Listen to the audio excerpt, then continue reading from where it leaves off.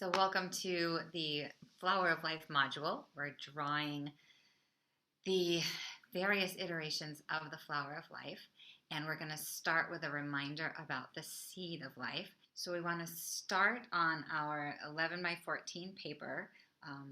Landscape orientation, I feel, works best with the geometry. And you want to use an inch width for your compass. So a 1-inch radius, which will give us a 2-inch circle. I believe that keeps us on the page. If you want to find the precise center of the page, that's great. Take the time to do that. You might want to pause me because I always eyeball it. I just approximate the center of the page. Sometimes it works out, sometimes it doesn't, especially with big shapes like this. So you might be wise to get as close as you can to the center of the page. And once you've got that, go ahead and draw your seed. Hopefully this is a great reminder of the progression. Starting with the second circle, I highly recommend following the orientation that I laid out because it helps with the progression, which means putting the second compass point here at the bottom of the first circle. So compass point goes here, and that gives you the second circle down below, because what that's going to give you is this vertical orientation of the seed and of the entire flower. And it's just easier to follow the progression. I find this is the orientation that I prefer. If you start on the horizon, if you put your compass point on either of the horizons of the first circle, then you get a horizontal orientation to your flower. Just so you know, I'm saying all of that as you're drawing the seed, so that I'm just staying with you in the drawing process and giving you the little highlights and pieces of information and insider tips about drawing the geometry, as well as the levels of consciousness that you can be tapping into with simply drawing the seed. So hopefully you've got your 7 circles here, and it does get easier with practice, so I really encourage you to keep going. I want to invite you here to take a breath into this basic shape. There is so much harmony. There is so much happening when you're drawing this simple shape. You're literally entraining the hemispheres of your brain into a state of alignment. You are creating an altered state of consciousness that allows higher intelligence. It allows you to connect with your own wisdom. You're occupying that little chatty part of your brain by drawing circles, and you're also aligning your brain. And then with both of those processes, you're more able to receive the things that you know within yourself that we're a little bit fragmented from and distracted from. So there's just so many layers. So just pause with this shape and acknowledge a little bit, right? Acknowledge the geometry and the potency of it. There's so much happening here. I get so excited. So now what we're going to do, it's really just a series of adding circles. So I'm going to pause the drawing for a second for an insider tip about precision. So I want to encourage you to get into a good habit from the start that will help the geometry be more precise, less frustrating, and more satisfying. So when you're drawing your circle, go ahead and give a circle. Now, the tendency here is to lift up the compass and put it on the next one, right? Just kind of, oh, I'll get as close as I can. Actually, what I find to get the most precise is I'll literally change up my grip. I'll go and pinpoint with more accuracy, and then I'll go and pick up the compass again and do my next circle. And I actually shift my grip with every positioning, and I'm telling you, it gets you more precise geometry. Go ahead and fly by the wind and pick it up and put it down. Try it both ways, you'll see. So we're going for this shape, which is simply another round of circles. And what I do is I start right here with this intersection, right? And I put my compass here, and then the next circle happens. And basically, just start with that. And then with every circle you draw, it shows you where the next compass point goes, because it naturally intersects with a circle that's already existing. And it will show you every time where to put the compass. The trick with the flower of life is just go for it. It's just one circle after another, and it's really about practice, and it really is about a sense of mindfulness, because once you get the feeling of the repetitive pattern of the circles, you can on some level let go a little bit of the focusing, concentrating mind and get more into the experiencing mind. Take a nice deep breath with a few circles, tune into the physicality of your process, step back from the mental piece once you get the hang of it, right? So we're seeing this beautiful hexagonal structure emerge, this six-sided geometry, and this is 2 rings of the flower of life. This pattern right here can be called the flower of life. We're also going to draw a 3rd ring of circles as well as a 4th ring of circles, right? So it can get really expansive. But you can stop here, and this is considered one iteration. Okay, so here is a fork in the road. What I'm going to show you next is how to draw the zona pellucida that goes around the shape. I recommend just watching how it would be made, but not actually drawing the zona pellucida, right? Because I want you to be able to go on to the fully expressed flower of life. So leave the shape as is. Watch me through the next 2 steps of drawing the zona pellucida, but then we're going to get into drawing a 3rd ring of circles. And the zona pellucida takes that away from the larger shape, right? It cuts it off. So just watch the next progression, and then we'll get back into drawing rings of circles. And the way you do that is by opening your compass to the perimeter of the hexagonal axis, right? So you've got 3 different lines that bisect the shape. It's a 6-sided shape, so 3 different bisecting segments, each being the most extended point of the hexagon, right? So you open the compass, put the compass point in the center, open to the pencil, aligns with both this external point as well as all 6 external points of the hexagon. So you can kind of take the compass and check the different 6 points, see that it's lining up, get as close as possible. Again, we're not shooting for precision here yet, but this is the way that you get the zona pellucida. And what you would do is draw 1 line and then just open the compass a tiny bit and draw the 2nd line. So this is the 2nd iteration of the flower of life, right? You've got 2 rings of circles, and then you've got 2 lines creating the membrane that contains the intelligence, right? So if you're translating this geometry as an intelligence, in just these 2 rings of circles, you've got what? You've got the star tetrahedron, you've got the cube octahedron, which holds the still point of all creation.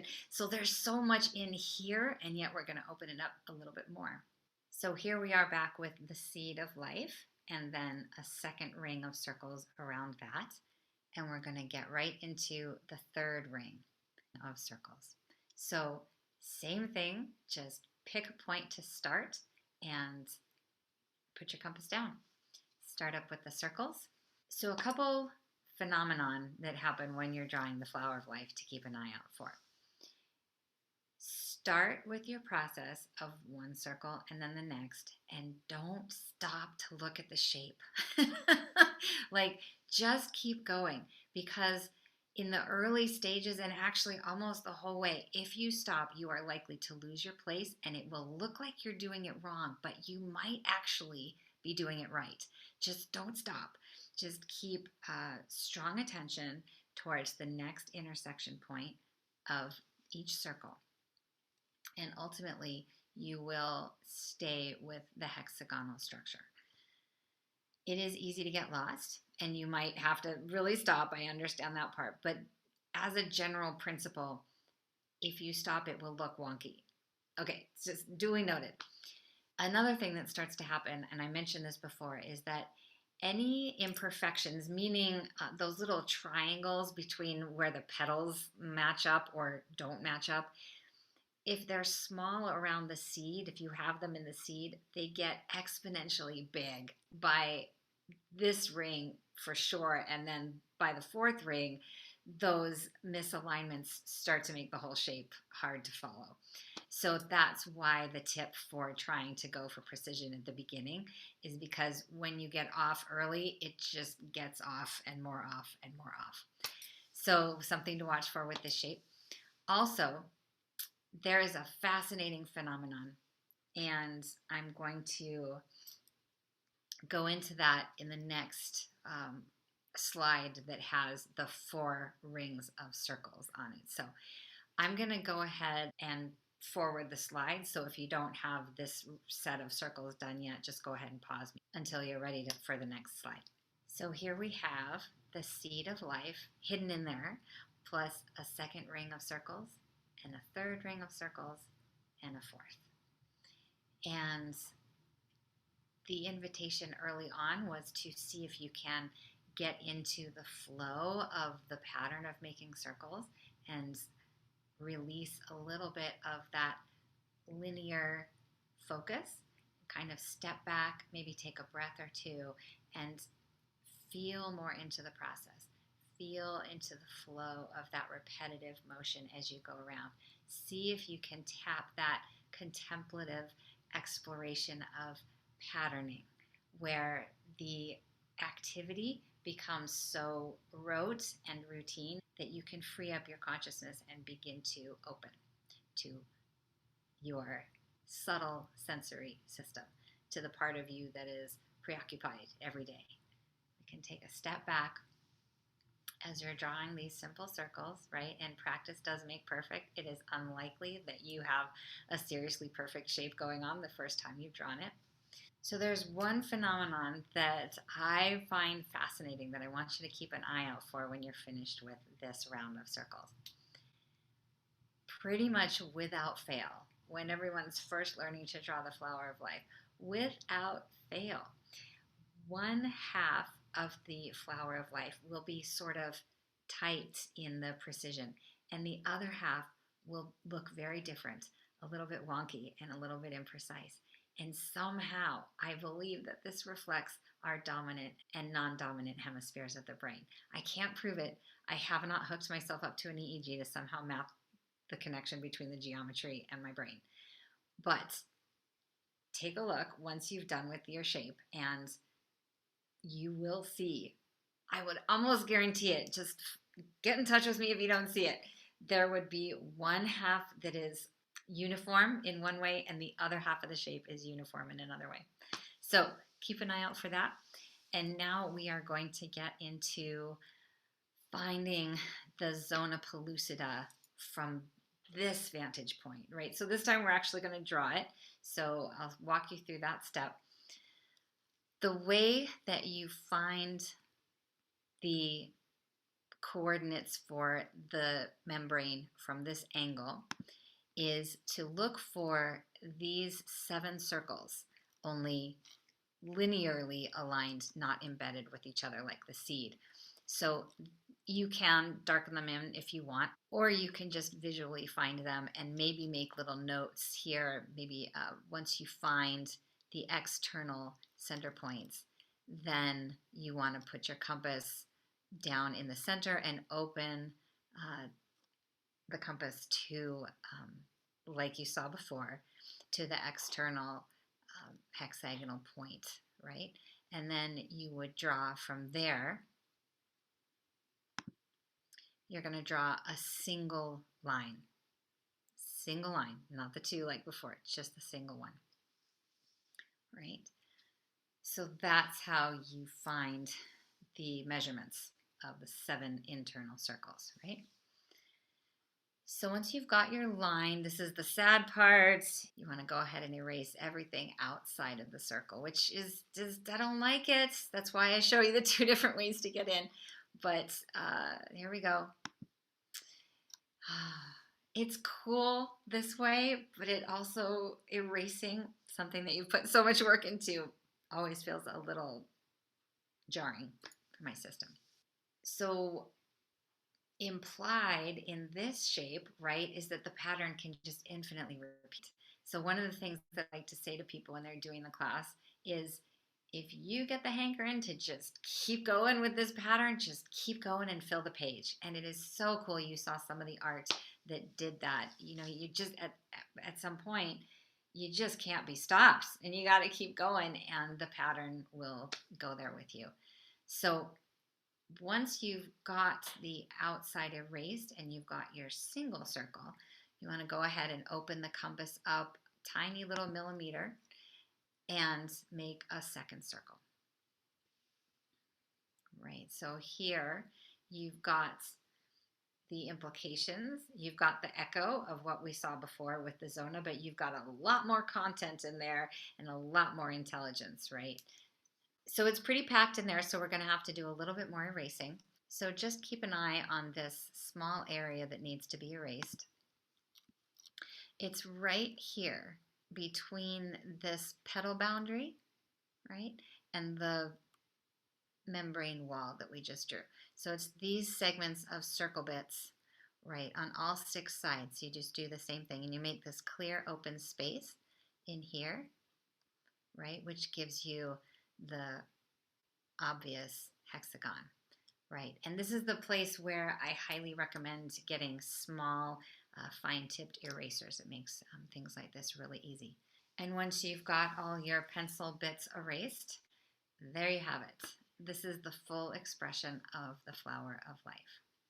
Hope you enjoy the flower of life. Hope you enjoy coloring in whatever meditation processes you plan to do with your shape.